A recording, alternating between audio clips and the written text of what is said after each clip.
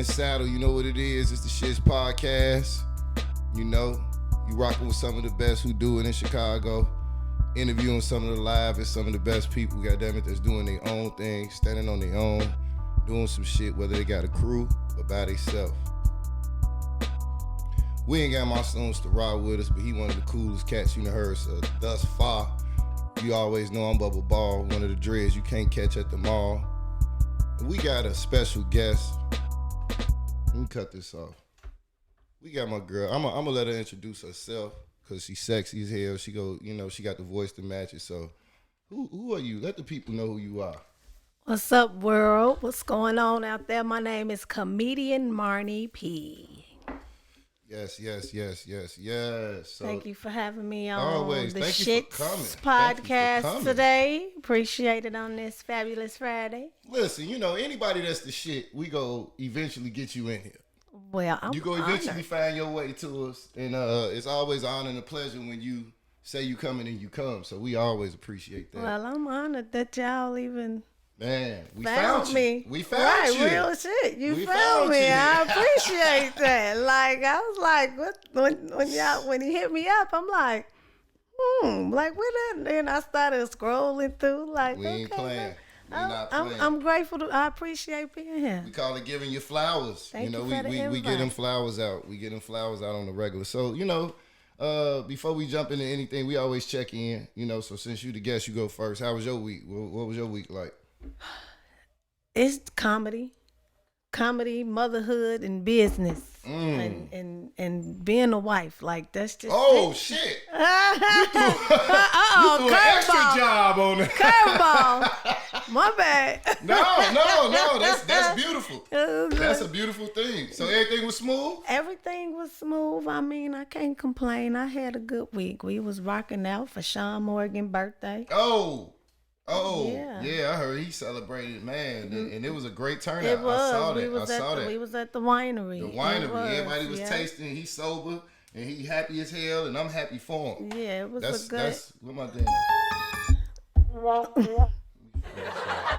applause. There we go. There you go.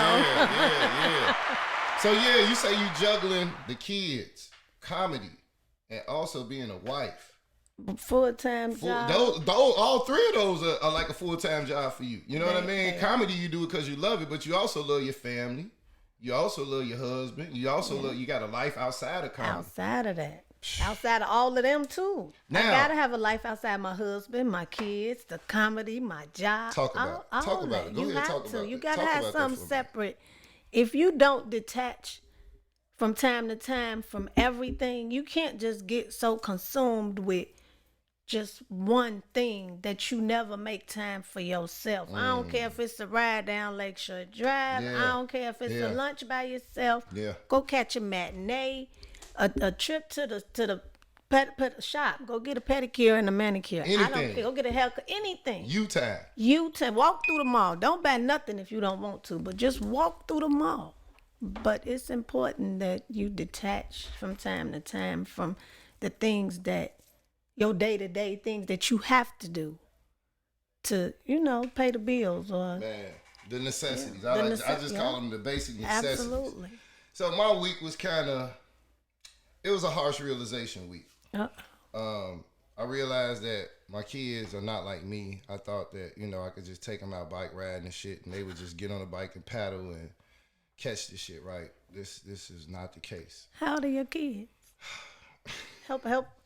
11 and 9, right? 11 and 9, okay. So, they're at the age of bike ride. You know what I mean? Right. I'm ready. I got all my bikes oiled up. I'm like, look, I got y'all these bikes. And I didn't get them the ones with training wheels. So now I'm on a fucking training wheel hunt. You ever hunted for training wheels? This shit is unreal. So it's been a while.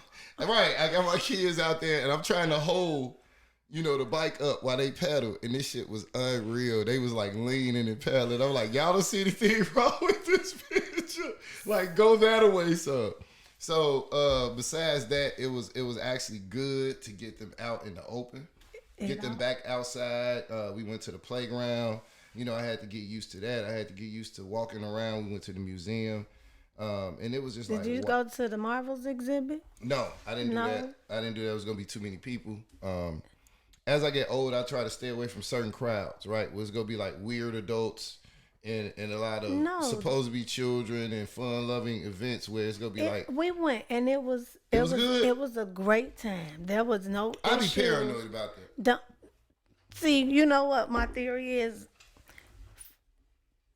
As humans, we always assume. Mm-hmm. And when we always assume the worst first. Yep. It just seems to be That's nature. human nature. Yep. But I don't know why. Because we're not even giving ourselves the chance. You know, Facts. the mind is powerful. So if you automatically going into something thinking it's negative, What's gonna happen? it's gonna be negative. That's some facts right So you gotta give it it ain't about you though. Take the kids. there. Yeah. Take them. Do they watch Marvels? Are they in the Well, you know they into video my son game? into Roblox and shit. The Marvel thing is always impressive when they see them. You know what I mean? In person. You know how that goes. So it sparks back. Oh, there's Incredible Hulk. Oh, look, there's. You know what I mean? It gives them the history. It takes them all. This exhibit takes them all the way back to the beginning of how the Marvel started. The original writers, some of the original comic books. Okay. The illustrators, I think they would like it. And you also kind of enjoyed it as well, I'm right? 44 years old. Me I too. enjoyed the hell out of it. Hell yeah. I would enjoy it too. You then. should have saw me. I was more excited than my kids was. I had more fun than the kids then. I was running through there. My mama like, slow down. I'm her youngest, but I'm 44. They like, Right. slow down. My sister, yeah. So Yeah, the excitement was there. I don't know how I would act if I go to like Disney World and shit. You know what I mean? And see them childhood, cartoons and Big old characters Mickey running Mouse. around. Big ass Mickey and Goofy Minnie. and shit running around. Slap the hell out of Goofy. see, Like, man, they did you like this all right? Like, oh, I can't do this. That was just in the cartoon. on the real. So yeah, what you feel about? Let's jump into some other shit. How you feel about? I know you heard about the mayor and the finger pointing and the the whole debacle about the CPS thing. It's really supposed to be about the CPS and them doing something better for the kids in the school, and because everybody got into a ruckus, that's what happened. The outcome happened. How did you feel about that, being a black woman as well? And y'all are in. Well, not y'all, but just women in general. We got this empowerment. We got this movement going. And to see that these women did what they did, or it had to come to that, how did that make you feel? Did you feel any kind of way? I'm embarrassed to say that I'm not even 100% sure what you're talking about, because I stay in Indiana. Okay. So, and my kids is like halfway out of school. Okay. And as much as I watch the news, I have missed that. Why don't you enlighten me real quick? Well, what happened with what I saw was that the mayor had, some feedback, basically what she was saying. And, the aldermen were standing up against her and saying that they weren't going to go along with it, because of so-and-so and so-and-so and so-and-so. So they were standing firm on their beliefs, right? As an alderman and alderwoman should. They run in their community. Right. These people are letting them know what's going on. The mayor felt strongly about what an alderwoman had to say, left the podium and went down and pointed a finger in her face, and they got into some word exchange. No hands, or you know what I mean? No physicality, but the mayor pointed her finger in the alderwoman's face. Now, I look at a form of leadership, right? And leadership is always looked at heavily. How is it looked for a black woman to point her finger in another black woman's face? But not even On camera. Can somebody point their finger in your face, no matter their position? Absolutely. Now, not. you can be a part of a council, and that's what I think is the misconception is that the top person, whoever the top person is, no matter who they are, they always have that. But she's the mayor. Like, she's held automatically to a higher standard. You would think. In the door, you would think in the door. So she walked all. Yeah, see, I'm gonna have to look this up soon as we get up, cause she literally walked off the stage you got to look that up, and wow. we got to pay attention to that. And what I interesting. want to say before we go to a disrespectful. break is that when you're wrong, you need to apologize when you're wrong, and that's all I want to say with that. We'll be back. It's the shits. Fridays, 9 a.m. Catch us at www.theblock105. It's the shits. We coming through. Yo, Yo, yo. We back. Got my girl Marty. We kicking it up. So look, tell the people some things about comedy. I know that it can be stressful. We just opening back up. How is the element that you were used to, and how's the element now that you're used to in your job? It's a little different in the respect that some people are ready to come out, and some people still aren't quite so ready. Okay. So it's probably not as easy to pack them out as it was pre-COVID. Yeah. But as far as the comics, we were so ready to get back out here and hit these stages and thirsty for these mics. I know, right? We were going through withdrawals that we just wanted to get out here. And your material's built up, right? Man, you got a lot of time to get some material together. Man, I'm in a house full of men, okay? I'm the only girl. So your shit already on top of everything. You know what I mean? It's all relatable. All angles. It's all angles. It's all relatable. Cause I talk about stuff that I live, stuff that's real, that you know what I'm saying, that people can relate to, and I get that a lot when I get off the stage. Speaking of real, I like how you said. Speaking, your comedy is real. So a couple comedians that I have, kind of follow. I like Chris Rock. Chris Rock's comedy to me has always been real. It's always hit me in the sense of where he's really talking about shit that I can relate to. It's common sense, funny sometimes, but he talks about news and all this kind of shit. You can say he's not funny at times, but he is one of the most relatable.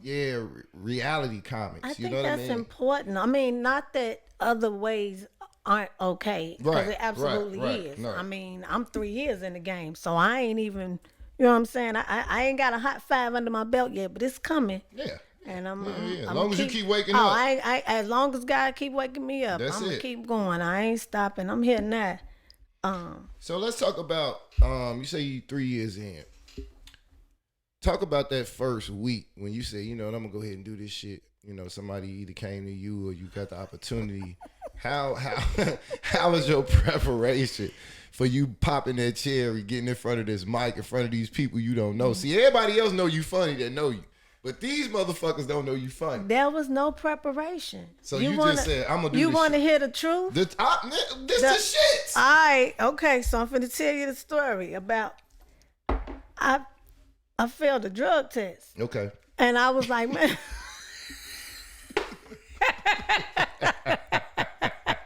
Let me finish rolling now.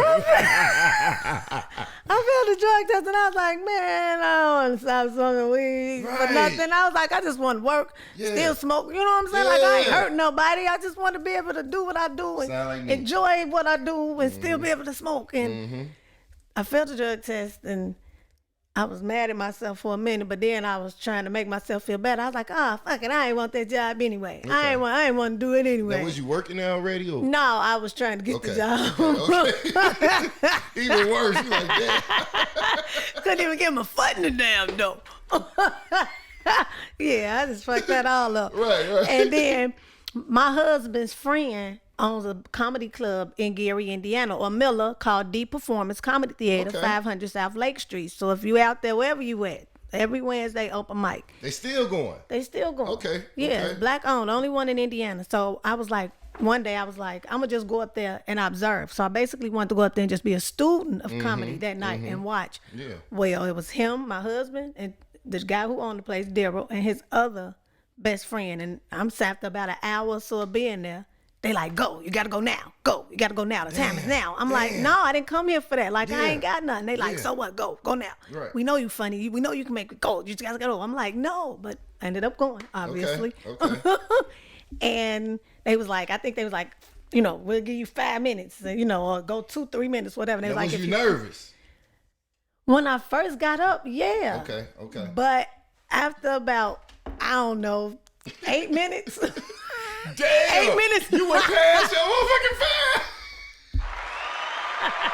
Killing shit up first night out. After about 8 minutes in, I was bit by a bug. But this is the thing, though. I've always loved to make people laugh. Like, I've always been like the center of attention, the girl in the room, just being silly. You know, like he said, the kind of class clown. Right. So I've always been that girl with this sense of humor. Yeah. I just never thought comedy was so far from it. Comedy was not in my realm of what I'm gonna do with my life. Nowhere near. But people have told me all my life, girl, you need to be doing comedy somewhere. You need to be on somebody's stage. Exactly. But I never looked in my mind. It was Seriously. just I'm sitting around with my people, we talking. Ain't no expectation for y'all to laugh if I'm just talking shit. But if I get on stage people come in the room, they paid to come to this place, there's an expectation for you to make them laugh. Period. There you go. And that's what they expect. If I sit around, we sitting here talking and y'all don't laugh, ain't no hard feelings. But if you on stage in front of a room full of people and you don't, baby, do you know what that do to your ego, your confidence? Lord, that how you ready to kill yourself. So it's an expectation, but I never expected to be doing this. But now that I'm doing it, I love it. Like, I've always loved to make people laugh, but now people pay me to pay me to do it. And I love this shit. That is one of the tricks. But I enjoy it. That's a key to life is finding something that you enjoy to make money. And can make money at the same time. That you make money. You know what I mean? Like, remember we heard that, well, what do you love to do? You know, and it's like you take that and you build on that and figure that shit out. That's what I tell my kids. My oldest is 22. I have a 22-year-old. My middle son finna be 19 on the 7th. And then I got a 16-year-old. I tell my kids all the time, find something, especially as young black men. Oh, yeah. Y'all need to find, whatever you do, make sure you enjoy doing it, or it's always going to feel like work. Yeah. And that's not what you want to do. You know, you don't want to spend your life working for somebody and lying in their pockets while you barely lying in yours.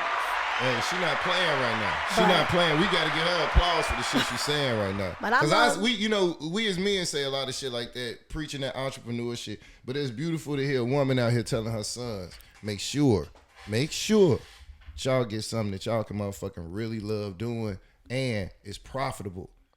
What better way to live your life?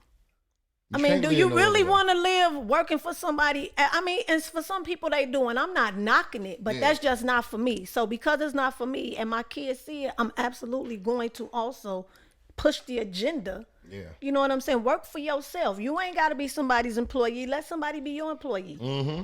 Why you can't be the boss? Figure out who you want to be your employee. Figure out how you want your employees to be. Right. Figure out look like and be the boss. Be the boss, and then figure out absolutely. And that's my mama is a retired police officer, 25 years in Chicago. Okay.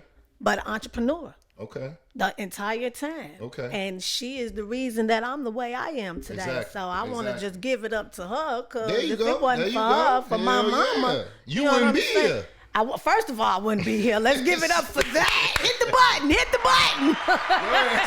wouldn't be sitting next to me. I wouldn't even be about doing comedy. Forget comedy, breathing. You know what I'm saying? So, facts. But, you know, just for her instilling that and me seeing her, you know, do it. Even though she had a job, she still always had her little side hustles, you know what I'm saying, that she made money off of. Very key for you to see that at a young age and know that that was important in life for you to adopt that behavior. That's great behavior to adopt from your parents. I want to give you kudos on that. So before we get out of here, we go wrap it up. We go come right back and we go dive a little bit more into you and this comedy thing, because most people don't understand. This the shits. We coming back. For all erotic needs and adult needs, hit up Cole Pleasures, COLE Pleasures.com. That's www.colepleasures.com. It's the shits. Yeah, we are back off a motherfucking hiatus. It's a beat hard. This be hard. I almost make you want to spit something? You want to? Nah. We gonna let you feel it on the next one. We gonna let you feel it on the next one. You know what I'm saying? You ever hit their ass, hit them with like 6 bars. You know what I'm saying? No pressure. You know, just slick shit.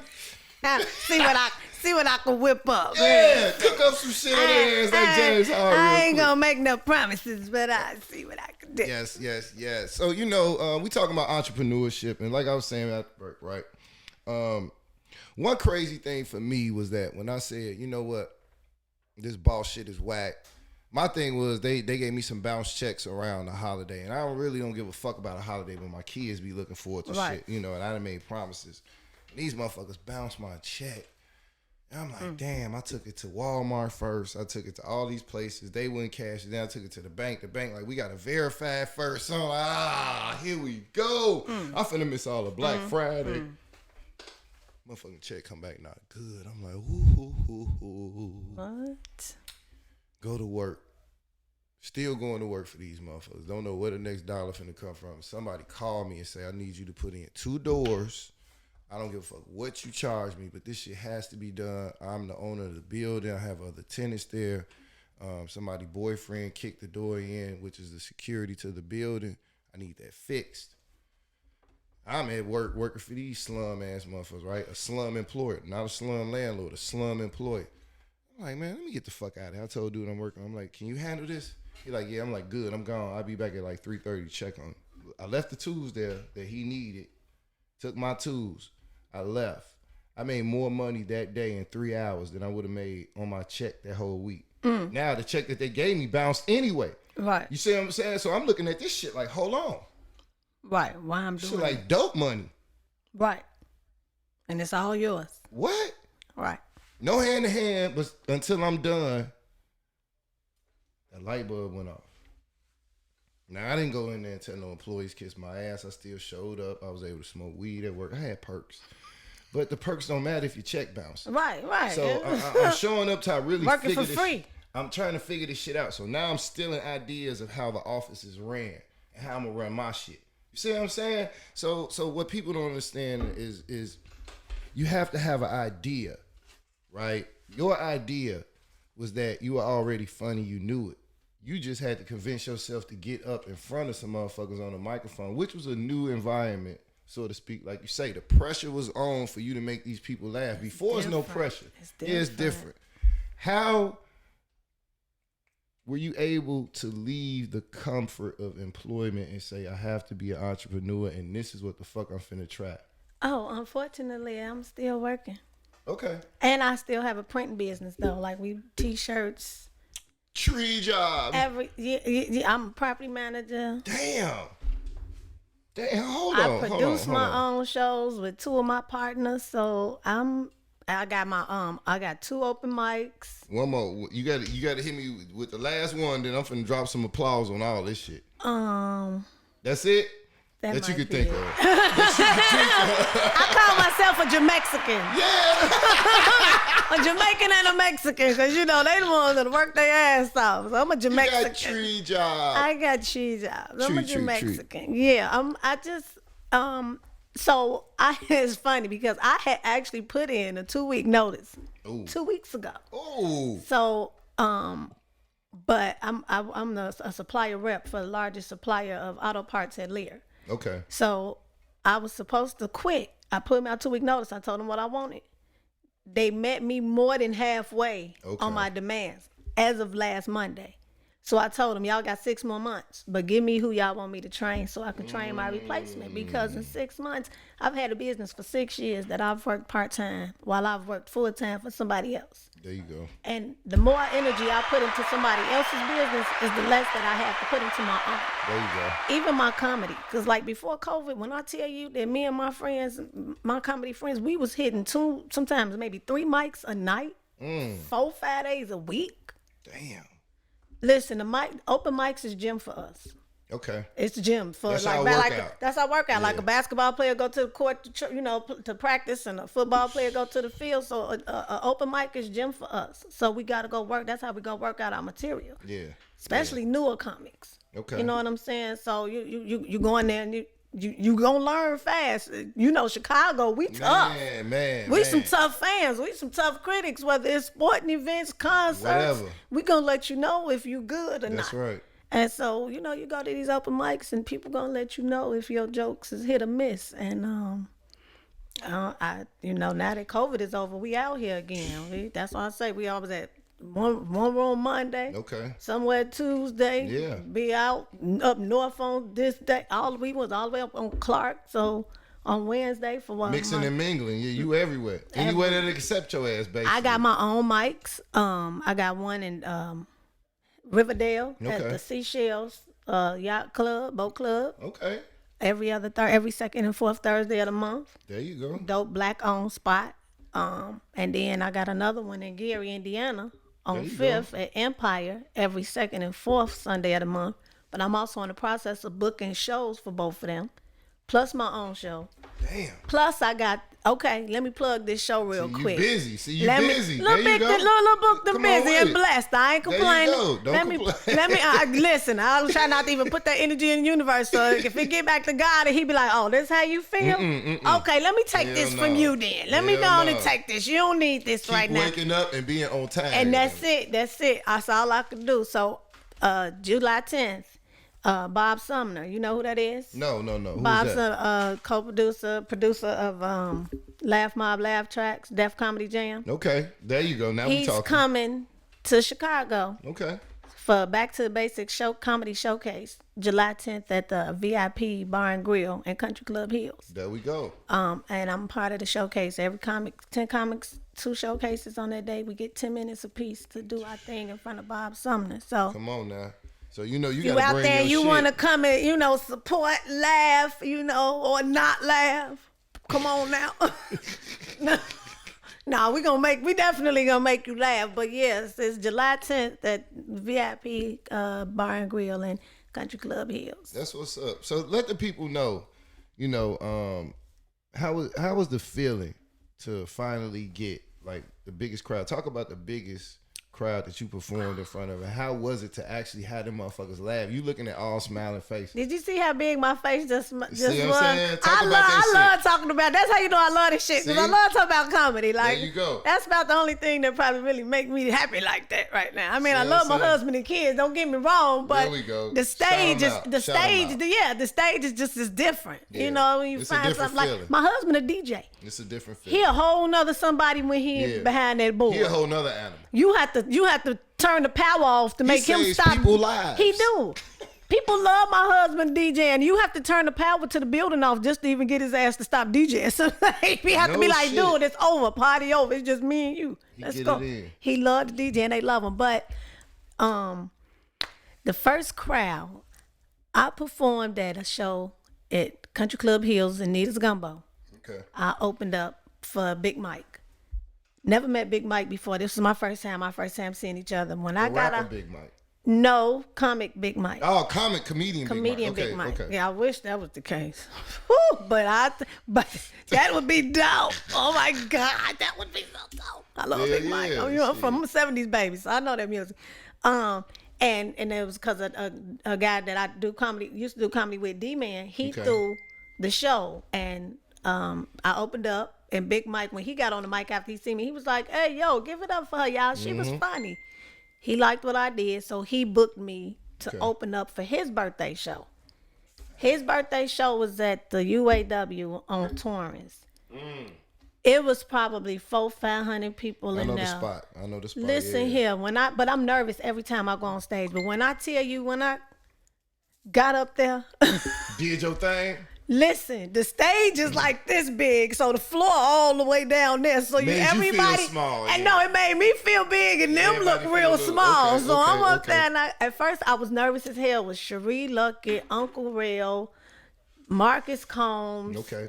It was some big names. Some big names. In comedy, yeah. And I was only about a little more than 2 years in. Okay. At this point, last year in January. Okay. Nervous as hell.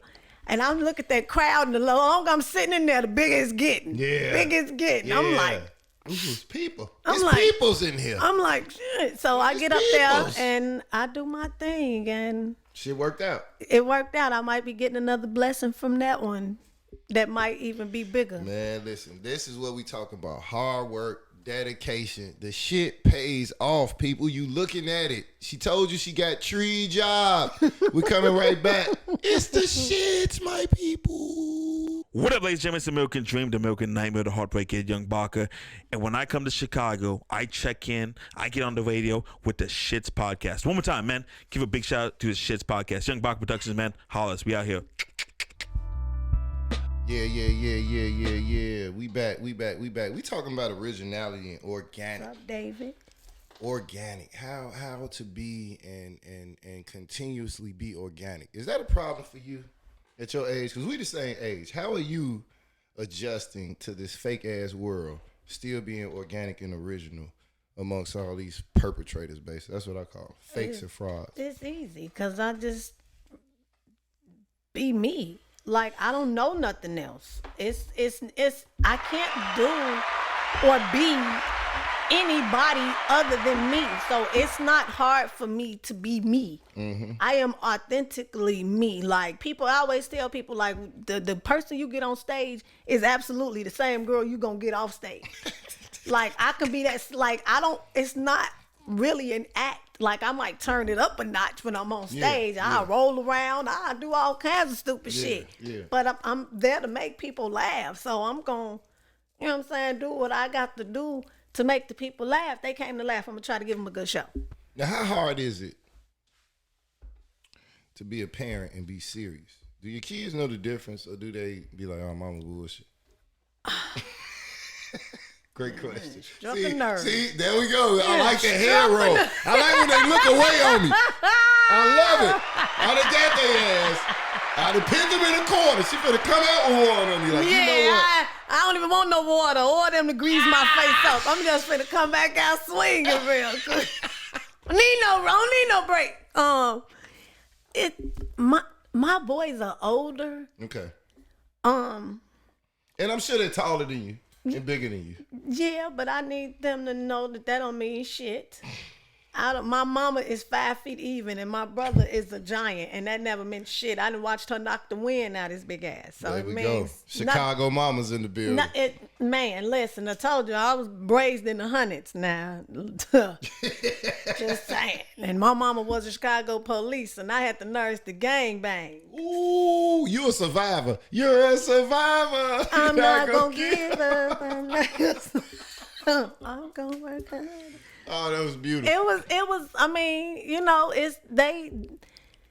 for the most part, I think because they getting older, they starting to smell themselves a little bit more. Yeah. So that's probably why they starting to think I be playing with them. Mm-hmm. You know what I'm saying? I be like, no, like, you act like you don't know I ain't used to knock your shit off and won't do it again. Like, quit playing with me. Like, memory lapse, huh? They had that memory lapse. Yeah, selective memory. Yeah, like, now, let's not get it twisted. You still in my house right now. Like, my 18-year-old, he on his way back to college next month. He go to CSU in Ohio.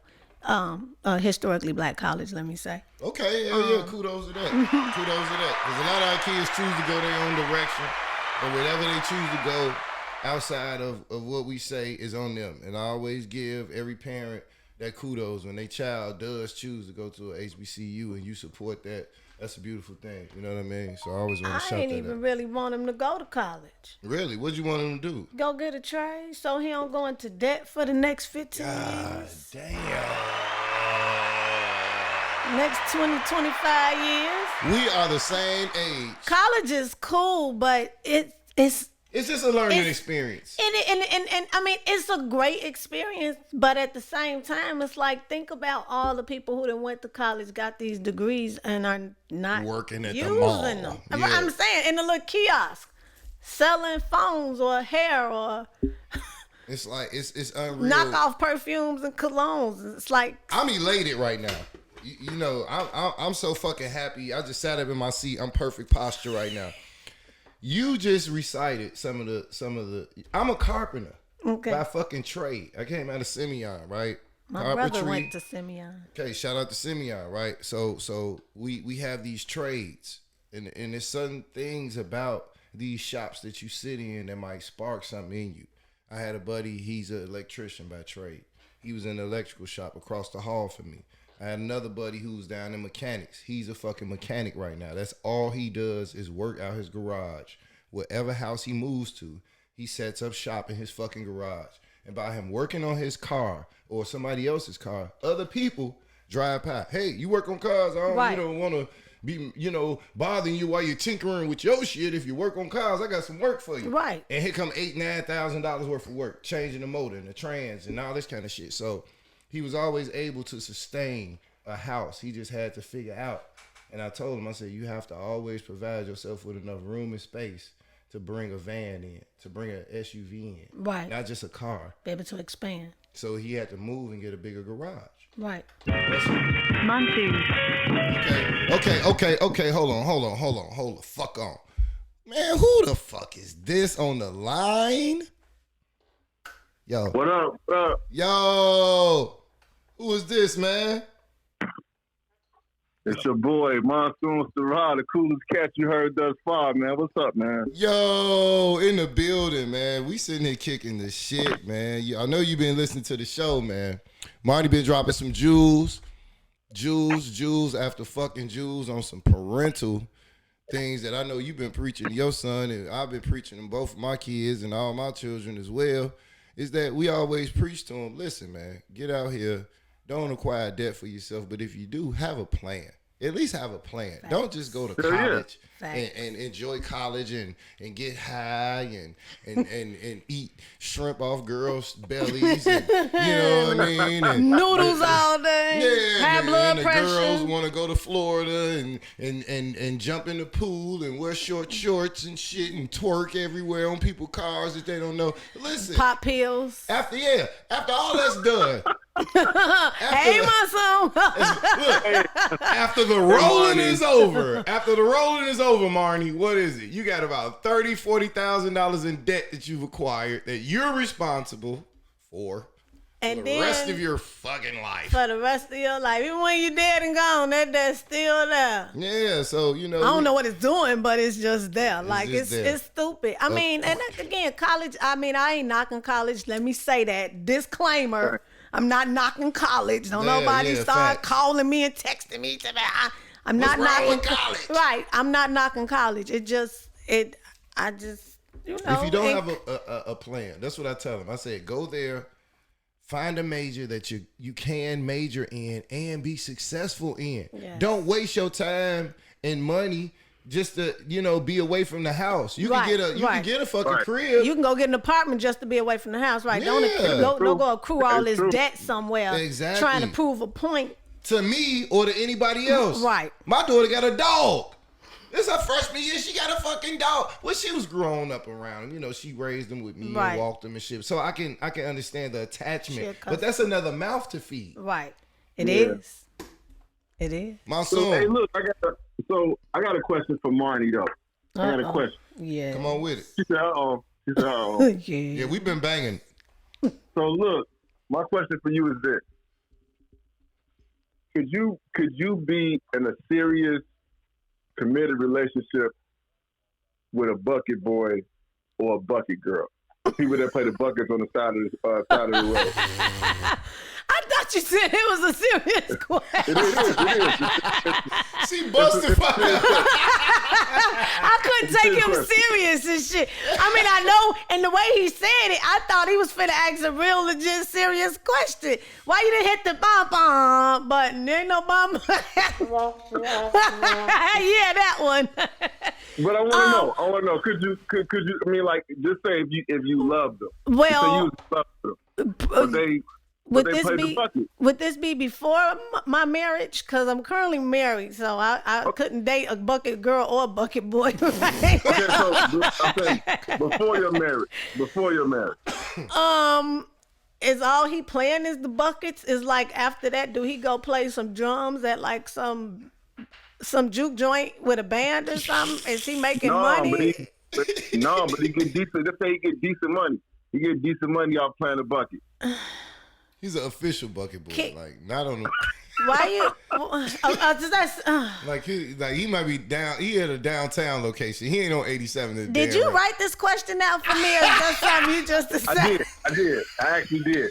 Well, why you didn't give me a chance to prepare for this? Because I busted the fuck up. Hey, man, we going to take a break real quick. We coming back with some more questions from Marty. It's this shit. We got my sister around the building. Yeah. The The Block 105 Radio. Tune in every Friday at 9 a.m. www.theblock105.com. Stay ready. Yeah, you gotta stay. If you stay ready, You ain't gotta get ready. you ain't got the motherfucker get ready. Yeah. So we back. Come on, you ready? You want to answer the question, Ronnie P? Hold on. I'm sitting here with Marnie fucking P. Ooh. Nah. I gonna say, What? Nah. So, This nigga stand a chance. the answer to your question, Monsoon, is I'm a little bougetto. Let me elaborate on that. I'm a little bougie and a little ghetto, and the bougie side of me probably wouldn't allow me to date no man sitting on the side of the road. I mean, it's cool that you can play these buckets, but you gotta have a little more ambition. I worked 17 jobs. We just got to talk about how I'm a Jamexican. You can't just be sitting your ass on the side of the road beating on our old laundry buckets. No, I don't think that's gonna work for me. And I don't like women, so dating a bucket girl would definitely be out the question. Okay. Let's get some applause for that. So, Bucket bitches ain't got a shot. Bucket bitches ain't got a shot in hell. Goddamn. I'll make her ass laugh before I pull off, but that's about all I got to offer her, okay? Unless she gonna give me some money to get a pedicure. I'll be a situational dyke for about 2 seconds until the light change. A situational dyke. You heard it first. On the Shits podcast. Yes, indeed. all right, so look, man, because they got me at this other location, man. I wish I could be there, but I can't. Some shit came up. I got this is my last thing for you. I want to do this thing called First of All. There we go. Okay. You ready? I'm ready. So you got 40. You got the 30 seconds. You got 30 seconds to respond. Basically, whatever comes to your head. All right. There we go. Oh Lord. There we go. It's First easy. thing. It's easy. You Though. It ain't tell a hard. comic to say the first thing come to their mind. Yeah. We finna hear some. We Yeah. finna hear some Okay. groundbreaking shit. Let's go, Monsoon. Okay. Hit her. You ready? Yeah, I'm ready, Freddie. I bet. Quickest way to steal from Target. Just walk out with the shit. Pick Quickest it up way and to walk get out. evicted. Get evicted? Yeah. Keep smoking weed in the apartment after they told you not to. Ooh. Quickest way to get 1 million followers. Suck some dick on live. Quickest way to get good credit. Steal somebody else's. Quickest way to get your ass whooped. Fuck with my money, my kids, my weed, or my family, my husband. Uh-oh. There it is. Any There of it them. is. Any of them. It's on. There it is. There it is. That wasn't Oh, hard. God. Nah, That okay. wasn't hard. I don't know. That first question had me perplexed. I didn't know what to expect from you, but okay, that wasn't hard. That was fun. That was dope. That was dope. Real. Hey, well, look, you in good hands with my man Bubba Ball. Wish I could be there, but I can't. But hey, I want to say thank you for coming on to the show. Hey, and Bub, man, thank you for holding it down, bro. Always, my Thank nigga. y'all for always. having me. I appreciate you reaching out to have me on. I'm having a good time. For sure. I'm out, y'all. Y'all be cool. Peace, love. Be safe out there, boy. Yeah. So yeah, man, that was a great call in, man. You know, we got to get more callers and shit. You know, we go throw the line up for y'all to call in if y'all got some questions while y'all watching the show. It's always good to hear from y'all. You know what I mean? So back to you. What's been the hardest thing for you to overcome in this shit? It's just hard for females, period. Now talk about what you mean when you say hard, because your struggle might be a lot of their struggles, and it might not be, and it can open their eyes to their situations as well. Well, I'm sure it's not in the most humblest, most honest way possible. Mm-hmm. I'm funny. Right. I'm legit funny. So I don't have to try too hard. You know what I'm Right. saying? And I'm saying that in the most humblest way possible. It's organic for you. It's organic. And I just had a comic, legend comic, Darren Howard. Okay. He told me the other night when I see who hosting the Bob Sumner showcase. At B. VIP. B. Cole is Yeah. hosting the Bob Sumner Showcase that I'm on. I'm in love with a crackhead. Yes. I saw that when that was hot. Yes. I saw that when that was hot. Yes, that I'm in love with a crackhead. Man, that was his shit. Go ahead, babe. So he told me, like we were just having a conversation, and I always appreciate when a veteran comic pour into my spirit. Yes. When they didn't only seen me a couple times and be like, hey, you got it. Yeah. And like he fed my spirit that night. Like he didn't have to. And I always appreciate when they do that because they don't have to. They don't have to. They don't have to. But if they see it, they're humble enough. And see, this is what I love about comedians. Not to cut you off and break your point in your train of thought. But one thing I love about comedians is that the greats will see something in you, even if you fucking crash. It was a comedian that cried and said he bombed in front of Michael fucking Jordan. And he was like, that was like his biggest moment to perform in front of anybody was Michael Jordan. And he got up there and choked. All right.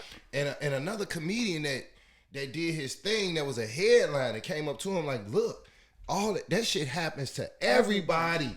Like, if it ain't happened to you, keep living. It's gonna happen to you. Keep living. Now, you gotta go back out there because I'm finna reintroduce your ass. You gotta do your shit. Do it. So now he got his tears out and you know what I mean? Oh, he gave him a second shot. Well, you see what I'm saying? You don't get that. That don't happen. Michael Jordan, Charles Barkley, and somebody else that was in this motherfucker. So, you know, everybody was looking at them and they was sitting, you know, back in the day, it wasn't no balconies and shit like that. Like in certain clubs. So this right is like in front Vegas. of you. Yeah, and these motherfuckers had the whole little shit roped off. And he got back up there and did his shit and he got through it. And he said that was the best fucking feeling in his life to get these niggas to finally laugh at him. And before they was like, man, this nigga baby, what the fuck he doing up there? And he kept you know what I mean? That's probably kind of how I felt when I did that. When Big Mike got up on that mic. And that's why I say I always appreciate when somebody do that. When he got up, never seen me. Yeah, when he never seen me before, and he got up there like, hey, yo, y'all, give it up. He was like, where'd she go? I had went to the back. He was like, give it up. What's your name again? Give it up for her. She was real funny. She was funny. He was like, you know what? I got something for you. Every year I throw this big old show for my birthday. He was like, I want you to hear. He was like, I want you to open up for me. He was like, I'm tell you, it be packed. When I walked in there, panties wet. Man, listen. Hold on. Oh, wrong shit. Right, made them panties wet. When I walked in there and seen all them people and I saw everybody that was on the show, and then when I got off and for all them to be like, you did good, Uncle Rail, and my uncle, my motherfucking uncle was in the building. Yes, Uncle Rail was there and he performed for to do a show with them. I just did a show not too long ago. You talking about some real comics? You fucking with and that's why I say like I'm blessed in this 3 years to do what I have done and to be able to grace the stage and be in the presence of some of the greatest comics. And you know, Chicago is a mecca for comics. Come on, Bernie Mac. We can name a lot of motherfuckers. Damon Williams. Goddamn, we can keep going. I done comedy. I done done a show before we with take this Damon. other break, yes, I have to get into what are your goals? What do you want to accomplish as a young black female comedian in this shit? What are you gonna leave behind you when that tombstone is on your name? Because it's all coming for all of us. We can't dodge that shit. What do you want to be known for? What's your what? Just being from this point right now, authentically me. Like whether it was on stage, off stage. I mean, yeah, you remember I was funny, but I want them to be like, but she was real. Exactly. You know, she stayed humble through it all. You know, she didn't let that shit get to her head. Cause I'm still in shock some days that I'm even doing it. I just did a show with Cherie Luckett hosted it, and Sean Morgan was headlining. I featured before Sean Morgan. Come on. So to be. It's the feeling is it's still again 3 years in, it's still unreal sometimes. I be like, did I just do that? And then I just killed the room too. Come on. Like I didn't follow people like Jeff B or he didn't told me like you go and hold my spot down. When people like that, it's just unreal. It's a beautiful feeling. I just want them to be like, man, listen, she was funny, but she was real. She was down to earth. She was humble. She didn't let this fame go to her head and, you know what I'm saying, get too big for her britches, as they would say back in the days.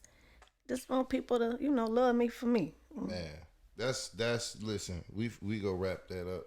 That was a segment right there. We go come back. I ain't got nothing else to say. I'm appreciating everything that my sister is saying next to me. I repeat the same shit. So listen, we gonna be back. She just dropped some serious shit on the shits. We will be back. Stay tuned, my people. I love y'all. Everybody be talking like they know what the shits is. The podcast is real. Check on the Monsoon and Bubble Ball. This Black Knight Shy. The shits. Yeah. We back with Marnie motherfucking P. She holding the shit down. She letting us know some shit. So let the people know where you got some of your starts at and shout them out. You know what I mean? Shout the clubs out and shit.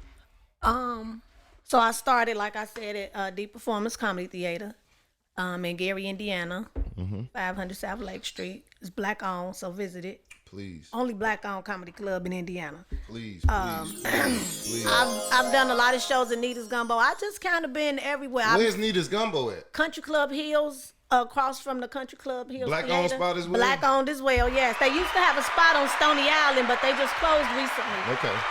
Listen, they got some fire gumbo, jambalaya. Listen, baby. Shout them out. Make sure you get the little cornbreads with. The little muffin rolls. The little they look. It's a little rectangle, Flat. It's not flat, but it look like a Is it hot water? No, it ain't hot. I don't think it's hot water. Whatever it is, it's fat. That's all I know. It's fat.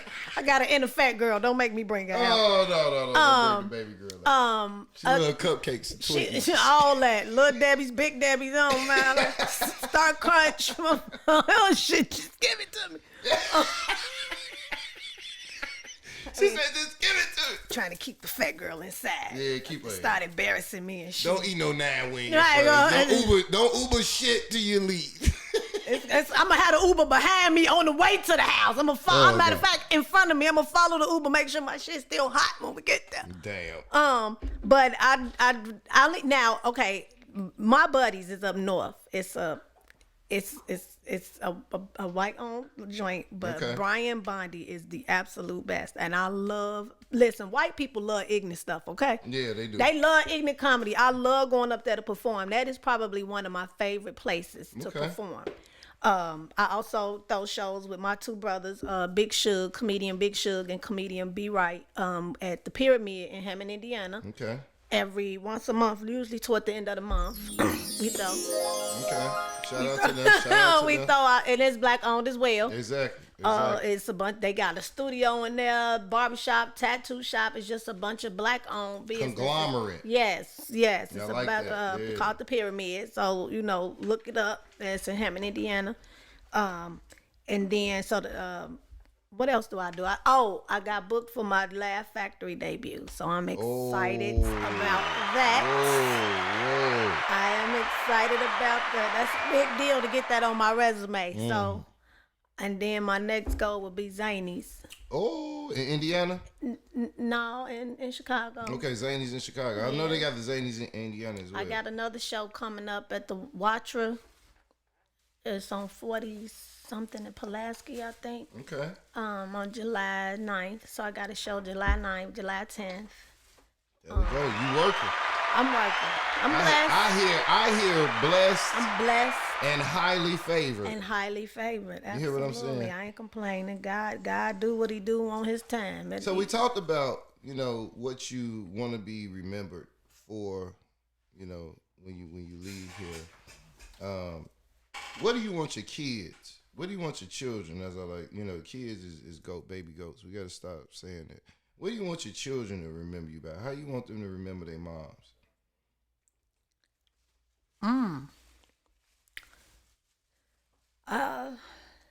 Dang. Hard. That's heavy. That's heavy. Yeah, I mean, that's heavy. I don't know if anybody ever think like, how do I want my kid to remember me? I mean, just like as I am, like they, they mama solid, like somebody who, even when they thought it wasn't gonna happen, I made it happen. When they needed somebody, if they for nobody there, they knew mama was gonna be the one that was gonna be there for them. There you go. I'm hoping they see my ambition and my drive, and because let me say this, and don't jump me, because it's 3 males in this room.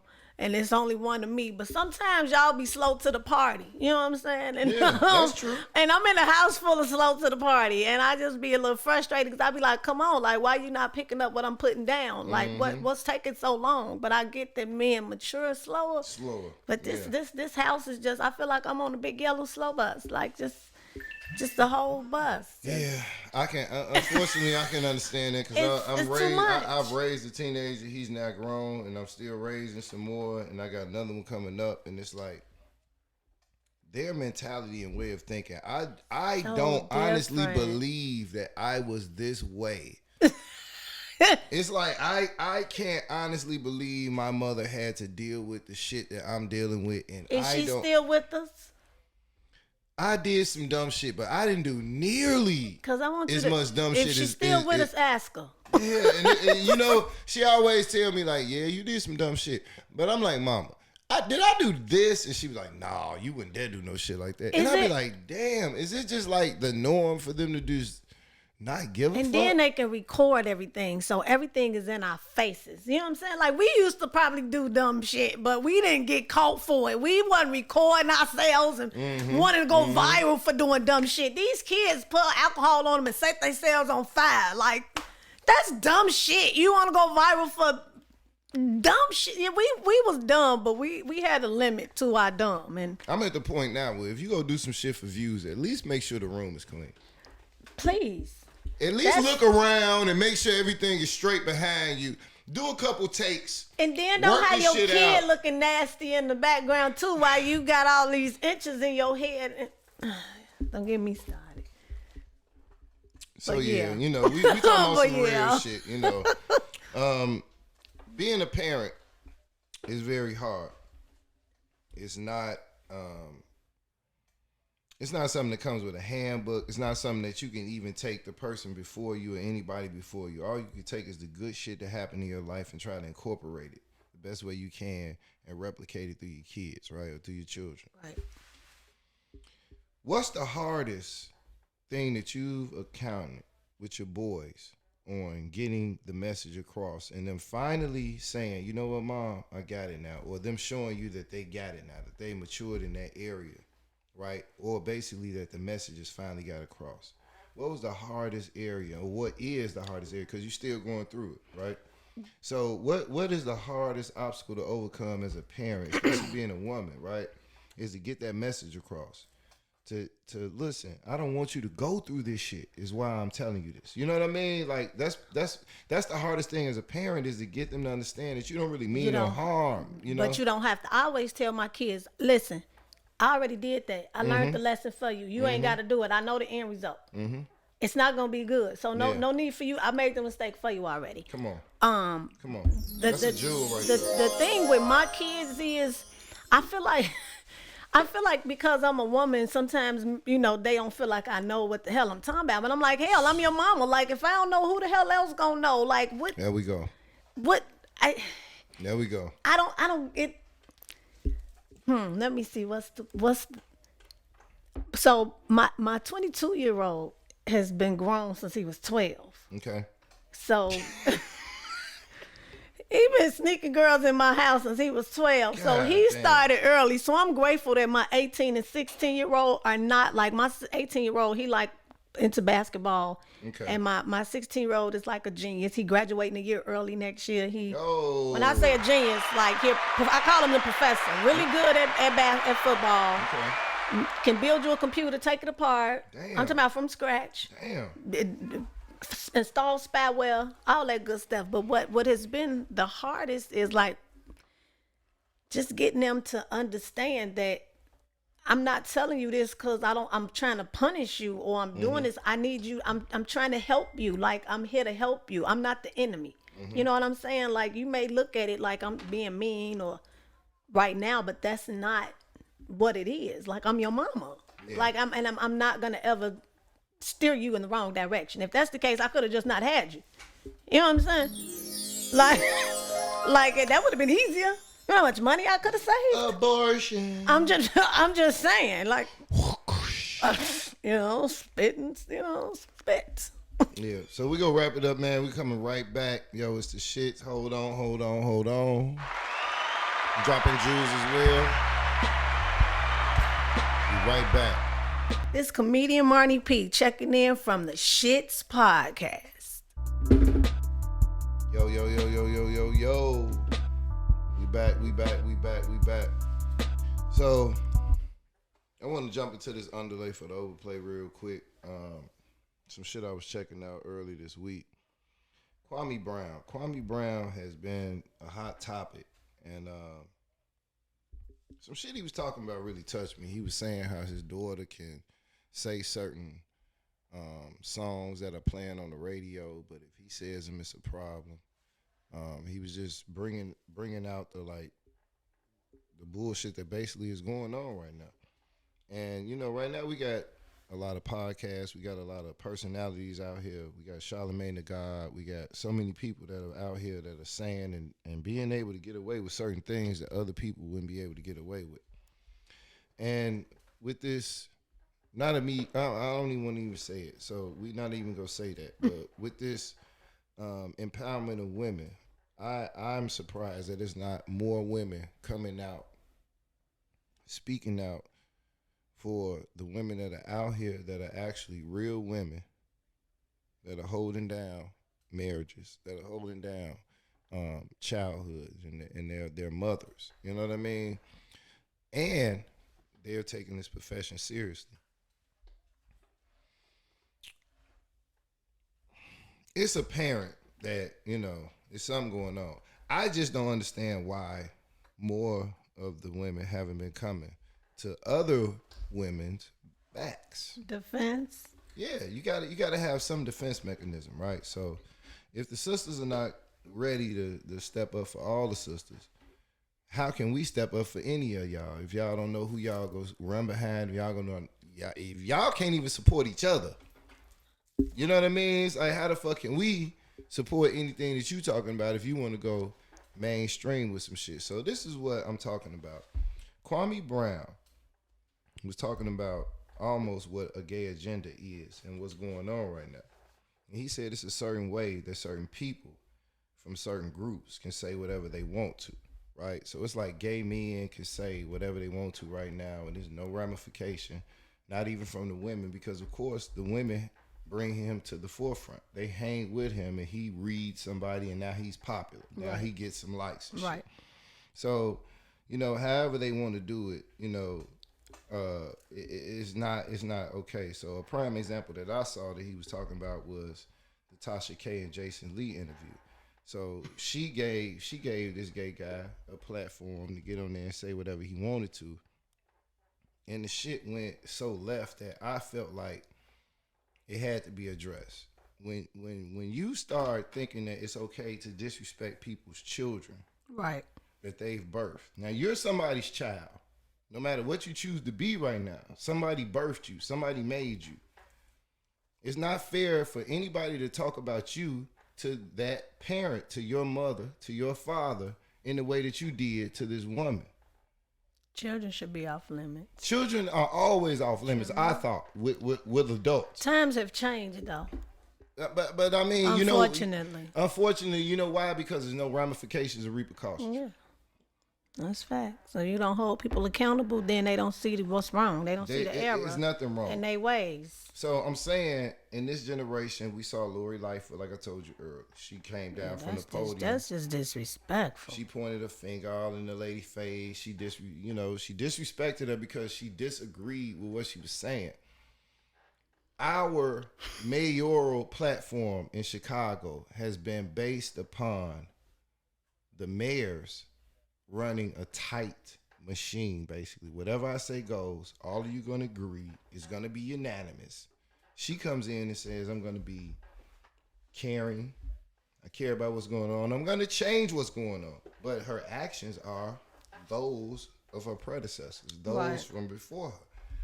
So I'm not understanding how we got hoodwinked in a sense because she looks like us. You know what I mean? Her actions and words not lining up. They're not acting up. So I see from a political standpoint where in the city politics where disrespect is also allowed. It's also not being talked about in a way that should be talked about. I feel like if this was a man, if Lori Lightfoot was a man, y'all would. There's no way in hell y'all would let this happen. But because she's a woman and she's acting like a man, y'all still letting the shit slide. Like, no, Right. you know what I mean? Like, this is that's a crazy. bogus double standard on the news, right? So another thing, I saw a parade. You know, Gay Pride Month was last month, and I saw gay people just walking around, just doing outlandish shit, naked. Women had their titties out, their breasts out. Men had their genitals out. They had little coverings over them, but it was like, wow, have we come to this point in our life Right. that we can let a certain section of people, not a majority, you know what I mean, but still, are they allowed to just walk around with your genitals and shit out? Like, this was some of the most brash behavior. So what I want to ask everybody is,